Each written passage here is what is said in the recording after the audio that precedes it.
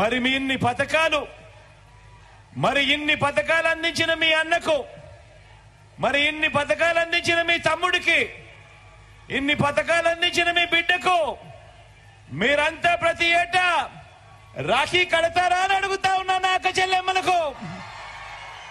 ఏం చెల్లెమ్మా, ఏమక్క, రాఖీ కడతారా మీ అన్నకు? మీరంతా రక్షగా నిలుస్తారా? స్టార్ క్యాంపెయినర్లుగా మీరందరూ బయటకు వస్తారా?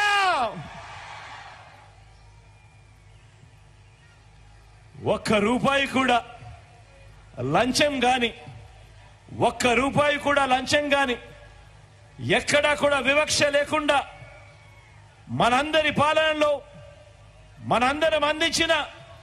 మనందరి పాలనలో మీ బిడ్డ అందించిన ప్రతి డీబీటీని కూడా, అంటే నేరుగా మీ బిడ్డ నొక్కడం, నేరుగా ఆ డబ్బులు నా అక్క చెల్లెమ్మల కుటుంబాల ఖాతాల్లోకి వెళ్ళిపోవడం. ఈ డబ్బులో, ఈ 2,70,000 కోట్ల రూపాయల్లో సింహభాగం ఎవరికిచ్చాడు మీ బిడ్డ అనంటే, మీ బిడ్డ గర్వంగా చెప్తాడు, నా అక్క చెల్లెమ్మలకే ఇచ్చాను అని చెప్పి కూడా గర్వంగా మీ బిడ్డ చెప్తాడు ఈ సందర్భంగా. ఏమక్క మీకు వచ్చిందా లేదా? ఏం చెల్లెమ్మ మీకు వచ్చిందా లేదా?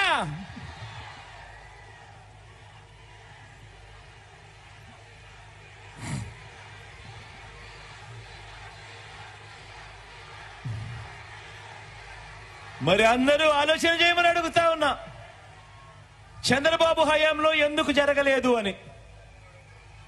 మీ బిడ్డ ఎలా చేయగలిగాడు, చంద్రబాబు హయాంలో ఎందుకు జరగలేదు అని ప్రతి ఒక్కరూ కూడా ఆలోచన చేయమని కోరుతా ఉన్నా.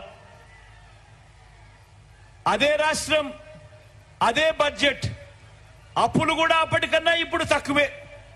మరి మీ బిడ్డ ఎలా చేయగలిగాడు, చంద్రబాబు ఎందుకు చేయలేదు అని ప్రతి అక్క చెల్లెమ్మ తమ ఇంట్లో కూర్చొని, తమ పిల్లలతో కూర్చొని, తమ భర్తలతో కూర్చొని, తమ ఇంట్లో ఉన్న అవ్వ తాతలతో కూర్చొని ప్రతి ఒక్కరూ ఆలోచన చేయమని కోరుతా ఉన్నా. కారణం, మీ జగన్ బటన్ను నొక్కుతా ఉన్నాడు, నేరుగా నా అక్క చెల్లెమ్మల కుటుంబాల ఖాతాల్లోకి నేరుగా వెళుతా ఉంది. ఎక్కడా లంచాలు లేవు, ఎక్కడా వివక్ష లేదు. కానీ అదే చంద్రబాబు ఏం చేశాడు, జన్మభూమి కమిటీలతో మొదలెడితే చంద్రబాబు దాకా రాష్ట్రాన్ని దోచుకోవడం, దోచుకున్నది పంచుకోవడం.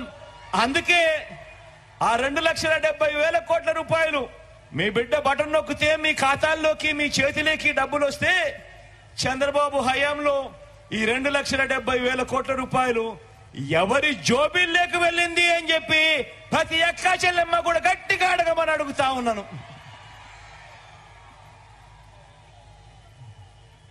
చంద్రబాబు హయాంలో డీబీటీలు లేవు, ఇలా బటన్లు నొక్కడము లేదు. అక్క చెల్లెమ్మల చేతుల్లోకి డబ్బులు ఇచ్చింది అంతకన్నా కూడా లేదు. చంద్రబాబు హయాంలో పొదుపు సంఘాలకు రుణమాఫీ అంటూ చేసింది ఓ మోసం.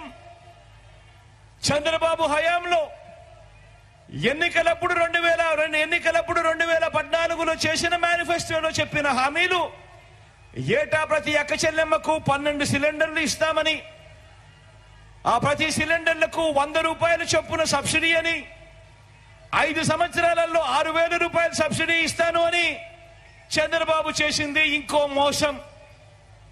బిడ్డ పుట్టగానే, ఆడబిడ్డ పుట్టగానే ప్రతి బ్యాంకు ఖాతాల్లోకి 25,000 రూపాయలు డిపాజిట్ చేస్తామని చంద్రబాబు చేసిన మరో మోసం. గర్భిణీలకు 10,000 రూపాయలు ఇస్తాను అని తాను చేసిన ఇంకో మోసం. బడి పిల్లలకు ఇస్తానన్న సైకిల్ మరో మోసం. అక్క చెల్లెమ్మలకు ఇస్తానన్న సెల్ ఫోన్లు ఇంకో మోసం.